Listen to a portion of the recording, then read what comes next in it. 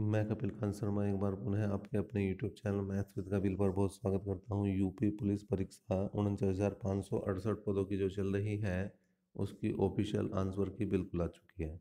और बच्चों ने भाई काफ़ी बच्चों ने अपने मार्क्स को भी मिला लिया है। लेकिन कुछ बच्चे अभी चेक करने में उन्हें आ रही है दिक्कत, तो हम उनकी दिक्कत का सोल्यूशन लेकर आए हैं कि वो कैसे अपना चेक कर सकते हैं, बिल्कुल इस बारे में बताएंगे। साथ साथ अगर किसी क्वेश्चन पर ऑब्जेक्शन है तो आप ऑब्जेक्शन फॉर्म कैसे भरेंगे इस बारे में ज़रूर बताएंगे, आपत्ति कैसे करेंगे ये बिल्कुल आपके साथ डिस्कस किया जाएगा। स्टेप बाय स्टेप एक एक जो है स्टेप को आपको बताया जाएगा। चलिए चलते हैं किस तरह से होगी सारी बात। देखिए यहाँ पर मैंने पहले ही एक कैंडिडेट का यूजर आईडी और पासवर्ड डाल दिया है, डेट ऑफ बर्थ डाल दी है। ठीक है, डेट ऑफ बर्थ में इस बार स्लैश नहीं लगाना, डायरेक्ट बनना है आपको। जैसे किसी की है 11/2/1996, तो 1102 और 1996 इस तरह से डालेंगे। ठीक है जी, करते हैं लॉगिन। लॉगिन करने के बाद देखिए ये सारी चीज़ें आ जाएंगी। आंसर की आई है तो आंसर की से पहले देख लेते हैं डिटेल आती है आपकी। डिटेल आई है भैया, डिटेल में रजिस्ट्रेशन नंबर आ जाएगा, कैंडिडेट नेम आ जाएगा, डेट ऑफ बर्थ आ जाएगी, मोबाइल नंबर आ जाएगा यहाँ पर। ठीक है जी, और ईमेल आईडी आ जाएगी और यहाँ पर डेट ऑफ एग्ज़ाम आ जाएगी। सारी चीज़ें आपको मिल सकती हैं। ठीक है जी, लेकिन अगर आपको चाहिए आंसर की तो आंसर की पर जाएं। थोड़ा सा यहाँ पर लेगा यो मतलब डाउनलोडिंग के लिए कहेगा, तो आप यहाँ क्लिक करके इस पॉइंट पर क्लिक करके कर सकते हैं डाउनलोड। डाउनलोड करने के बाद में देखिए यहाँ पर केवल 4 पेपर डाउनलोड हो रहे हैं, set A, set B, set C और सेट डी। इनके सब पार्ट नहीं हो रहे। जैसे ए के सब करो 12 पार्ट हैं तो 12 के 12 नहीं हो रहे, केवल एक पेपर डाउनलोड हो रहा। और इसे इन्होंने कहा है मास्टर पेपर। ठीक है जी, इसे क्या कहा है भैया भाई, इन्होंने कहा है मास्टर पेपर, और उसकी की हो जाएगी आपकी मास्टर आंसर की। ठीक है जी, मास्टर आंसर की जो है वो हो रही है डाउनलोड, तो आप उससे जो है बिल्कुल मिलान कर सकते हैं। अब इसका मतलब क्या है, जो पेपर इन्होंने दिया है उस जो जो आंसर की दी है आप उसके अनुसार मिलान करेंगे। उसे डाउनलोड किया, सपोज करो इन्होंने दिया है ए सेट का नंबर 2 सीरीज दी है और आपके पास है 12 सीरीज, तो हो सकता है जो इनके पेपर में मास्टर पेपर में पहला क्वेश्चन हो वो आपके में हो 10वां या 20वां। ठीक है, 10वां होगा पहला, और अगर दूसरा क्वेश्चन है तो हो सकता है वो 15वां हो। आपके पेपर का 15वां क्वेश्चन हो सकता है यहाँ पर तीसरा ही क्वेश्चन हो। तो आप इसके अनुसार मिलान करें और इसके अनुसार मिलान करके ही अपने नंबरों को कर लें कन्फर्म। ये तो हो गई भाई आंसर की कैसे चेक करी जाएगी, तो मास्टर पेपर के अनुसार चेक होगा, आपके पेपर के अनुसार नहीं। हो सकता है आपका पेपर मास्टर पेपर वाला हो लेकिन बहुत सारे बच्चों का नहीं होने का, वो तो इसके अनुसार होगा भाई। उसके बाद ऑब्जेक्शन कैसे करें, ऑल पर जाने के बाद देखिए यहाँ पर ऑब्जेक्शन कहाँ आ रहा है पूरा पूरा। तो ऑब्जेक्शन के लिए आ चुके हैं। अब हम ऑब्जेक्शन के लिए क्या दिया है, देखिए यहाँ पर इन्होंने चीज़ें दी हैं, क्या है, click for new objection plus वाला और क्लिक फॉर रिफ्रेश। मतलब यहाँ पर अगर न्यू ऑब्जेक्शन है तो ऊपर वाले पर आपको क्लिक करना पड़ेगा। बिल्कुल कर दिया है क्लिक, थोड़ा सा ये लेगा डाउनलोडिंग, और डाउनलोडिंग होने के बाद में आपके सामने सारी स्थिति हो जाएगी क्लियर, ये आ चुकी है। अब सबसे पहले जो इन्होंने दी है यहाँ पे दी है भैया इंस्ट्रक्शंस। इंस्ट्रक्शंस दी हैं, क्या क्या है उन्हें पढ़ लेते हैं। पहली एक बात कही है, अपनी आपत्तियों को कहने से पहले कृपया निर्देशों को ध्यानपूर्वक पढ़ लें। बिल्कुल ध्यानपूर्वक पढ़ लें क्योंकि बाद में दिक्कत ना हो जाए। दूसरी बात कही है, अपने उत्तर कुंजी को देखने के लिए उत्तर कुंजी टैब पर जाएं, जहां मैं अभी गया था वहां पर जाएं। नंबर 3 है, अपनी आपत्तियों को बताने के लिए आपत्ति टैब के प्लस बटन पर क्लिक करें, जहां पर मैंने क्लिक किया है अभी। एक वहां पर प्लस बटन वाला था और एक रिफ्रेश वाला, तो आपको करना है प्लस वाले पर। ठीक है जी। नंबर 4 की बात करें, अपनी आपत्तियों को बताने से पहले प्रश्नों पर उत्तरों को ध्यान पूर्वक पढ़ ले। प्रश्नों और उत्तरों को ध्यान पूर्वक पढ़ ले। क्यों भाई, मतलब ऐसा नहीं कि प्रश्न तो सही है और उत्तर भी सही है आप फिर भी आपत्ति कर रहे हो। उन्होंने कहा आप पहले बिल्कुल कंफर्म हो जाए कि आपका जो है क्वेश्चन जिस पर आपत्ति कर रहे हैं वो बिल्कुल सही आपत्ति है या नहीं है। ठीक है, नेक्स्ट है, आपत्ति केवल अंग्रेजी भाषा में ही दर्ज की जानी चाहिए, स्पष्ट आपत्तियों को मूल्यांकन अस्पष्ट आपत्तियों को मूल्यांकन नहीं किया जाए। ठीक है जी। तो आपत्ति केवल भैया किस लैंग्वेज में होगी, इंग्लिश में, और स्पष्ट होनी चाहिए, मतलब उसमें बात बिल्कुल क्लियर होनी चाहिए कि इस कारण से आपकी आपत्ति है, अस्पष्ट नहीं होनी चाहिए। रही लिखाई की बात, वो बिल्कुल सही आएगी क्योंकि वो भैया आप भरवाओगे कंप्यूटर से, हाथ से लिखने के नहीं तो स्पष्ट ही आएगी वैसे तो, लेकिन उसका कारण स्पष्ट होना चाहिए। नेक्स्ट चलते हैं भाई। जो है छठी पॉइंट की तरफ बढ़े, केवल प्रश्नों और उनसे संबंधित विकल्पों पर ही आपत्ति की जाएगी।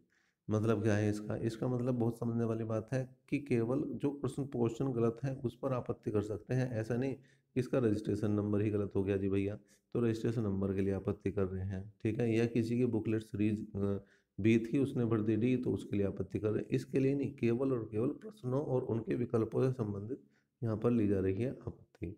नेक्स्ट पॉइंट की बात करते हैं। यहाँ पर है, इन्होंने कहा है टिप्पणी कॉलम में अपनी आपत्ति के कारण को स्पष्टता से लिखे बिना किसी टिप्पणी या संदर्भ वाली आपत्तियों पर ध्यान नहीं दिया जाएगा और उन्हें अस्वीकार कर दिया जाएगा। एक कॉलम आएगा टिप्पणी का, उसमें आपको स्पष्ट लिखना होगा किस कारण से आपको ये क्वेश्चन गलत लग रहा है, उसका बिल्कुल स्पष्ट कारण देना पड़ेगा। अगर वहाँ पर आपको स्पष्ट नहीं लिख रहे हैं या उसे खाली छोड़ रहे हैं तो आपका जो है आपत्ति पर कोई ध्यान नहीं दिया जाएगा। 9वें पॉइंट की बात करें, आपत्ति सबमिट करने से पहले उम्मीदवार को समर्थन दस्तावेज अपलोड करना होगा। आपको देना होगा प्रूफ, ठीक है जी, प्रूफ भी देना होगा आपको कि आपका क्वेश्चन सही है और किस बेस पर सही है। बोर्ड कैसे माने कि आपका क्वेश्चन का आंसर सही है और उनका गलत है, तो उसके लिए देना पड़ेगा आपको प्रूफ। आगे बात है भाई 400 KB का अधिकतम आकार का समर्थन दस्तावेज PDF, JPG और JPEG प्रारूप में होना चाहिए। 3 प्रारूप दिए हैं इन्होंने, 3 प्रारूप में से किसी भी एक प्रारूप में आप कर सकते हैं, लेकिन उसका साइज 400 KB से अधिक नहीं होना चाहिए। तीसरी बात कही है, एक प्रश्न के लिए अधिकतम 3 दस्तावेज, 3 प्रूफ दे सकते हैं। आपके पास 100 प्रूफ हैं, लेकिन आप जो अपलोड करेंगे केवल और केवल 3। ऐसा नहीं कि आप 100 के 100 अपलोड कर दें, 10 हैं 10 के 10 अपलोड कर दें, 4 हैं 4 के 4 अपलोड कर दें। केवल कितने होंगे भैया? 3 दस्तावेज ही अपलोड किए जा सकते हैं। नेक्स्ट है उत्तर अनंतिम। अनंतिम का मतलब जिसमें हो सकता है चेंज। उत्तर अनंतिम उत्तर कुंजी पर आधारित है। अभी जो आंसर की गई आई है उसे कहा है इन्होंने अनंतिम, मतलब इसमें संभावना है कि अगर कोई क्वेश्चन गलत है तो वो चेंज हो सकता है आपकी। आपत्ति प्रबंधन के बाद उत्तर कुंजी में उत्तर बदला जा सकता है, बिल्कुल कह दिया इन्होंने। अगर किसी की ऑब्जेक्शन सही पाया गया तो उसे बदला जा सकता है और मूल्यांकन अंतिम उत्तर कुंजी पर किया जाएगा और फिर मूल्यांकन जो उस उत्तर कुंजी पर किया जाएगा जो लास्ट में आएगी, ठीक है। नेक्स्ट बात कही है इन्होंने, क्वेरी अगर कोई है तो आप हेल्प डेस्क नंबर पर सामान्यतः मेल करें और 12 से 24 घंटे के अंदर आपको जवाब आने की उम्मीद है। अभ्यर्थी केवल मास्टर पेपर के अनुरूप में ही प्रश्नों पर आपत्ति करें। मतलब जैसे मैंने पहले ही बताया है कि जो पेपर डाउनलोड होगा वो होगा मास्टर पेपर, तो उसके अनुसार क्या सही है, कौन सा क्वेश्चन पर आपको आपत्ति है उसके अनुसार करना है। बाकी आपका रजिस्ट्रेशन नंबर डलेगा तो आपकी आपत्ति बिल्कुल मान्य हो जाएगी यहाँ पर, ठीक है जी। और किसी अन्य क्रम में दर्ज आपत्तियों को मान्य नहीं माना जाएगा। किसी अन्य मतलब कोई और सीरीज है आपकी, उसके लिए नहीं, क्योंकि अभी हम चलेंगे ऑब्जेक्शन फॉर्म की तरफ। चलिए चलते हैं, ये आ चुका है ऑब्जेक्शन फॉर्म। अब सबसे पहले बात एक समझ ले, जिस कॉलम के ऊपर ये स्टार बना है रेड कलर का, हल्का सा रेड कलर है, इसका स्टार बना है, ये मैंडेट है। मैंडेट का मतलब जरूरी है, ठीक है। पहला है पोस्ट। अगर पोस्ट को क्लिक करते हैं आपको भरना ही नहीं, आ चुका है आपका, देखिए यहाँ पर क्या आ चुका है, यहाँ पर आ चुका है recruitment of constable 2018 second phase का ये एग्ज़ाम था, ठीक है। दूसरा है आपको सेलेक्ट करना है यहाँ पर डेट, तो सपोज करो यहाँ पर 28 तारीख थी तो 28 तारीख हमने सेलेक्ट कर ली है। तो फिर यहाँ पर सेलेक्ट करने के लिए कह रहा है शिफ्ट, और शिफ्ट अगर सेकंड थी तो सेकंड शिफ्ट हमने कर लिया भैया सेलेक्ट।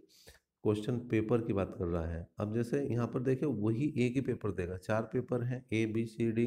अगर 27 की फर्स्ट का D है तो 28 की सेकंड का C है, तो एक ही पेपर आपको मिलेगा, उसी आपको क्लिक करना है, कोई दिक्कत नहीं है। फिर आता है क्वेश्चन नंबर की बात। अब सपोज करो यहाँ पर आपका 110वें क्वेश्चन पे आपको आपत्ति है, तो इस तरह से ऊपर करके 110वें क्वेश्चन पर चले जाएंगे और यहाँ पर डाल देंगे, बिल्कुल ठीक है। इसके बाद आया रिमार्क।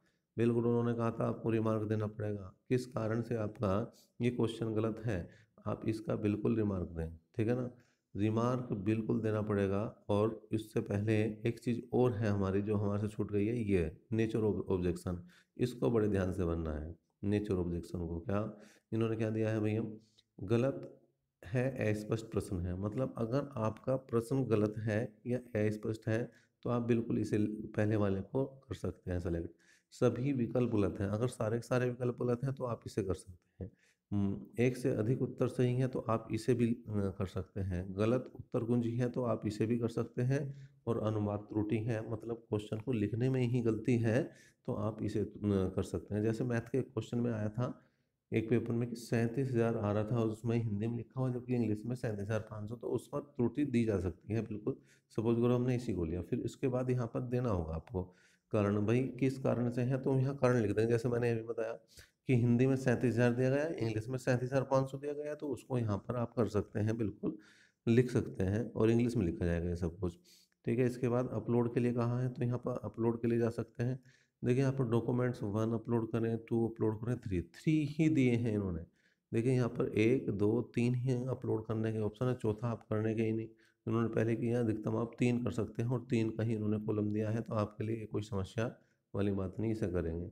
इसके बाद जो है हम कर देंगे भैया सबमिट। सबमिट कर देंगे और सबमिट करने के बाद आपका पूरा पूरा हो जाएगा ऑब्जेक्शन। इस तरह से आराम से आप बिल्कुल ऑब्जेक्शन कर सकते हैं। आप हमें एक चीज़ और कमेंट करके बता सकते हैं कि आपके पेपर में जो आपका सेट सपोज करो ए था, तो उसमें कितनी गलती हैं, 1 है या 10 गलती हैं, वो बताएं। बी है तो कितनी गलती है आपके अनुसार, कितने क्वेश्चनों पर आप ऑब्जेक्शन कर रहे हैं। सी है तो कितने क्वेश्चनों पर ऑब्जेक्शन कर रहे हैं। डी है तो कितने क्वेश्चनों पर ऑब्जेक्शन कर रहे हैं, ये बिल्कुल बताएं। साथ साथ एक चीज़ और आप हम बता सकते हैं कि जब ऑफिशियल आंसर की आई, तो क्या आपके नंबर बढ़े या घटे या कोई परिवर्तन नहीं रहा। ठीक है, तो इन तीनों चीज़ों में से जो भी हुई हो, तो वो भी आप हमें कमेंट करके कमेंट बॉक्स में ज़रूर बताएं। साथ साथ अब आपके नंबर कितने बन रहे हैं, अब आपके कितने क्वेश्चन सही हैं, कितने गलत हैं, और नेगेटिव मार्किंग काटने के बाद कितने बने हैं आपके क्वेश्चन।